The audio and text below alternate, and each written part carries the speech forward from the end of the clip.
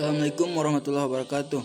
Saya Alfandi Abdullah dari Prodi Pendidikan Biologi, jurusan Biologi Universitas Negeri Gorontalo. Di video kali ini saya akan menjelaskan tentang materi prinsip-prinsip belajar dan pembelajaran. Di mana pengertian dari prinsip-prinsip belajar dan pembelajaran itu adalah landasan berpikir atau landasan berpijak dan sumber motivasi agar belajar dan pembelajaran dapat berjalan dengan baik antara pendidik dengan peserta didik. Prinsip ini juga sebagai dasar dalam upaya pembelajaran baik bagi siswa maupun bagi guru untuk mencapai hasil yang diinginkan. Nah, prinsip-prinsip belajar dan pembelajaran terbagi atas 7. Yang pertama, perhatian dan motivasi. Perhatian dan motivasi di sini, jika seseorang tidak mempunyai perhatian dalam proses belajar, maka pasti dia akan kesulitan dalam mencerna atau mengolah apa yang telah ia dapat, apa yang telah dipelajari atau apa yang telah diberikan. Kemudian motivasi bisa berupa motivasi dari dalam diri atau motivasi dari luar.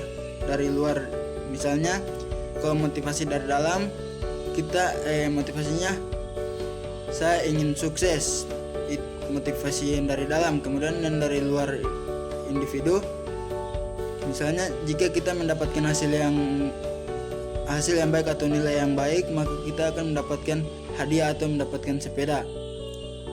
Kemudian prinsip yang kedua itu yaitu keaktifan. Siswa dituntut untuk aktif dalam proses belajar. Karena jika siswa tidak aktif dalam proses belajar, maka siswa itu akan kurang pengalamannya atau kurang pengetahuannya. Jika siswa aktif dalam proses belajar, maka dia akan mencari sumber-sumber informasi yang dibutuhkan dalam proses belajar tersebut dan menganalisis hasil-hasil percobaan dan menimbulkan rasa ingin tahu atas masalah atau permasalahan yang diberikan oleh seorang guru. Kemudian prinsip belajar yang ketiga yaitu keterlibatan langsung atau pengalaman. Keterlibatan langsung ini sangat berperan penting dalam proses belajar, maupun itu secara individu ataupun kelompok. Contohnya di sini pelajaran drama, maka guru harus melibatkan langsung siswanya untuk berperan dalam drama tersebut agar siswanya dapat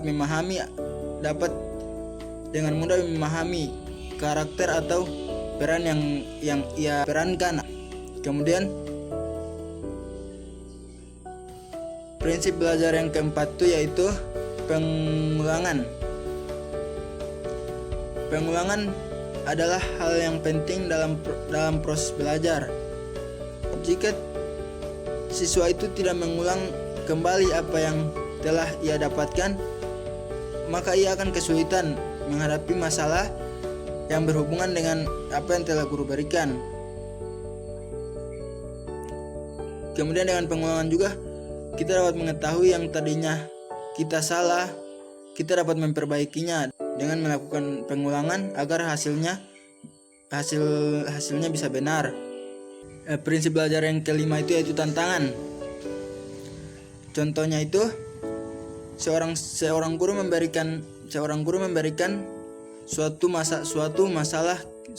permasalahan kepada siswanya.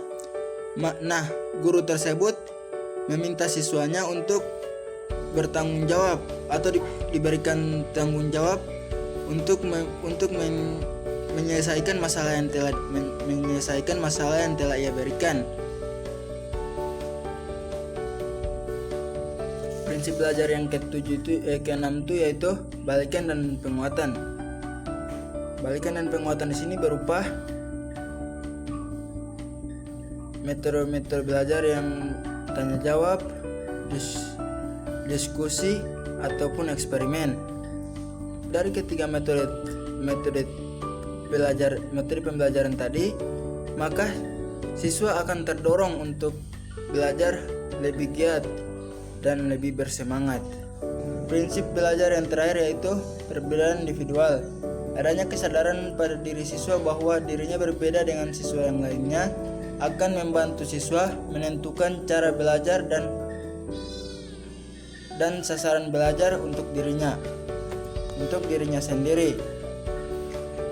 Contohnya yaitu siswa itu dapat menentukan tempo belajarnya, menentukan tempat duduknya, penyusunan jadwal belajarnya, dan berbagai macam. Sekian dan terima kasih.